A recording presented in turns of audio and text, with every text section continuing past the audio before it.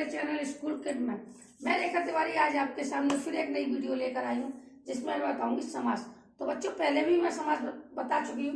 पहले मैंने आपको बताया था कि समास क्या है, समास के प्रकार कितने हैं, समास के भेद कितने हैं। तो मैं पहले बता चुकी थी समास का शब्दिक अर्थ होता है किसी चीज को छोटा करना या किसी वाक्य को छोटा करना, छोटा रूप देना। तो समास का शब्दिक अर्थ होता है छोटा करना। अब इसमें मैंने पहले बताया था कि समास कितने प्रकार के होते हैं और समास की परिभाषा क्या होती है। तो जैसा कि मैं बता चुकी थी, समास आपके प्रधानता के आधार पर 6 प्रकार के होते हैं और वैसे आपके समास 4 प्रकार, मुख्यतः समास 4 प्रकार के होते हैं और प्रधानता के आधार पर 6 प्रकार के होते हैं। तो सबसे पहले मैं समास की परिभाषा बताती हूँ आपको। समास की परिभाषा जब 2 या 2 से अधिक वाक्य मिलकर एक नवीन शब्द की रचना करते हैं तो वे हमारे समास कहलाते हैं। समास जो भी समास के प्रकार हैं वो प्रधानता के आधार पर 4 प्रकार के हैं। अव्ययी समास, बहुब्रीहि समास, द्वंद्व समास और कर्मधारय और तत्पुरुष समास। तो बच्चों तत्पुरुष समास के भी 2 भेद बताए गए हैं, एक तो कर्मधारय समास, दूसरा द्विगु समास। तो बच्चों ये तो मैं समास पहले आपको बता चुकी थी। उसमें मैं आपको बहुब्रीहि समास और द्वंद्व समास पहले ही बता चुकी हूँ। अब मैं आपको मोस्ट इम्पोर्टेंट बताती हूँ, द्विगु समास और कर्मधारय समास। तो बच्चों मैं आपको वही समास बताऊंगी जो आपके बोर्ड परीक्षा में उपयोगी हैं और ये अक्सर कोई ना कोई रूप में आते ही है। बोर्ड परीक्षाओं के लिए नहीं, एनी एग्जामिनेशन के लिए ये समास बहुत ही ज्यादा इम्पोर्टेंट है। तो मैं ये चाहूंगी बच्चों कि आप इनको ध्यान से पढ़िए, जिससे आपके बोर्ड पेपर में समास आए तो आप पहचान लीजिए ये समास कौन सा है। तो वैसे मैं समास बता चुकी, लेकिन ये द्विगु समास है बच्चों, इससे मिलता जुलता क्वेश्चन जरूर आता है और इसमें से ही क्वेश्चन जरूर आता है। तो ये वीडियो आपके लिए बहुत ही ज्यादा इम्पोर्टेंट होने वाली है। वेरी मोस्ट इम्पोर्टेंट वीडियो है। Any examination, any competition, any board, कोई भी बोर्ड हो, सीबीएसई हो, यूपी हो, जो भी बोर्ड हो, सबके लिए ये बहुत ज्यादा उपयोगी है। प्लस 8th और 5th के लिए भी ये बहुत ज्यादा उपयोगी है। तो चलते हैं, बताते हैं द्विगु समास। पहले बच्चों मैं द्विगु समास की परिभाषा आपको बता देती हूँ। जैसा कि आपको मालूम है, द्विगु समास जिस समास में पूर्व पर प्रधान संख्यावाची हो वहां पर द्विगु समास होता है। आप संख्यावाची शब्द कैसे गिनते हो? जो गिनतियां होती हैं 1 2 3 4 5 6 7 8, जहां पर आपकी संख्या है पहले पद में या जहां जिस समास में आप संख्या देखो तो वो आपका द्विगु समास होगा।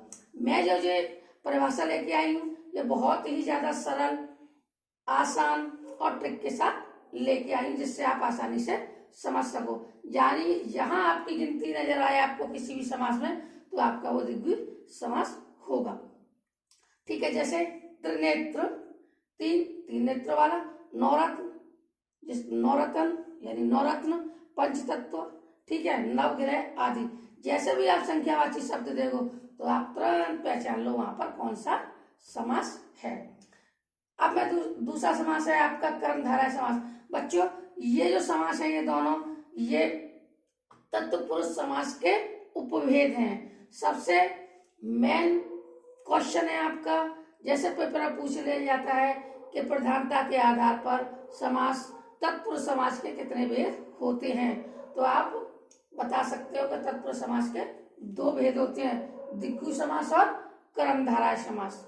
ठीक, ये मोस्ट इम्पोर्टेंट, ये शायद आपको नहीं किसी ने बताया होगा पर मैं बता देती हूँ आपको। ये जो है तत्पुरुष समास के 2 भेद हैं। ये वैसे 4 प्रकार के हैं लेकिन तत्पुरुष समास के 2 भेद हो गए जिसके 6 प्रकार के हुए। अब मैं बताती हूँ आपको कर्मधारय समास। इसमें क्या होता है बच्चों, किसी चीज की तुलना की जाती है या उस जैसा होता है, यानी जिन पदों के बीच उपमेय और उपमान का संबंध हो, यानी तुलना करने वाले का और जिससे तुलना हो रही हो, तुलनात्मक। ठीक है, तो यहाँ पर आप तुलना देखो किसी चीज की उस जैसा, तो आप समझ लो यहाँ पर कर्मधारय समास होगा। जैसे जिन पदों के बीच उपमेय और उपमान का संबंध हो, विशेषण और विशेष्य। विशेषण जिससे तुलना की हो, विशेष जिसकी तुलना की जा रही हो, उसे कर्मधारय समास कहते हैं। जैसे देखिए, जैसे उदाहरण है आपका गुरु भाई, यानी गुरु भाई, गुरु भाई की तुलना गुरु के समान की जा रही है कि वो भी गुरु है, ये भी गुरु भाई है। कमल नयन, कमल की नयन की तुलना कमल से की जा रही है, तो कमल नयन हो गए। चरण कमल, चरणों की तुलना किससे? कमल से की जा रही है। तो जहां पर आप तुलनात्मक वाक्य देखो, उपमेय में उपमान का संबंध देखो, या विशेषण और विशेष्य का संबंध देखो, वहां पर आप कह सकते हो कि कर्मधारय समास है। जहाँ संख्यावाची शब्द देखो, वहां पे आप कह सकते हो द्विगु समास है। जहां पर पूर्व पर प्रधान हो, आप अव्यय समास बता सकते हो। जहां पर दोनों पर प्रधान हो, तो उसको हम द्वंद्व समास कहते हैं। जहां पर तीसरा प्रधान हो, वो बहुब्रीहि समास होता है। जहां पर पूर्व पर प्रधान तो हो, पर वो तीसरे की तरफ इशारा कर रहा हो, वो आपका कर्म तत्पुरुष समास कहलाता है। तो मैंने शॉर्ट में आपको ये सारी परिभाषाएं बता दी हैं, सारे शॉर्टकट विधि बता दी है कि जिससे ही आप देखते ही कहीं पर अनुमान लगा लोगे ये कौन सा समास है। तो बच्चों, अगर मेरे द्वारा दी गई जानकारी अगर आपको अच्छी लगे तो आप मेरे चैनल को लाइक करो, कमेंट करो, सब्सक्राइब करो, और मुझे सपोर्ट करने के लिए आप मेरे चैनल को सब्सक्राइब कर लीजिए। ऐसी छोटी छोटी वीडियो देखने के लिए, छोटी छोटी जानकारी के लिए मुझे सपोर्ट करो। थैंक यू, धन्यवाद।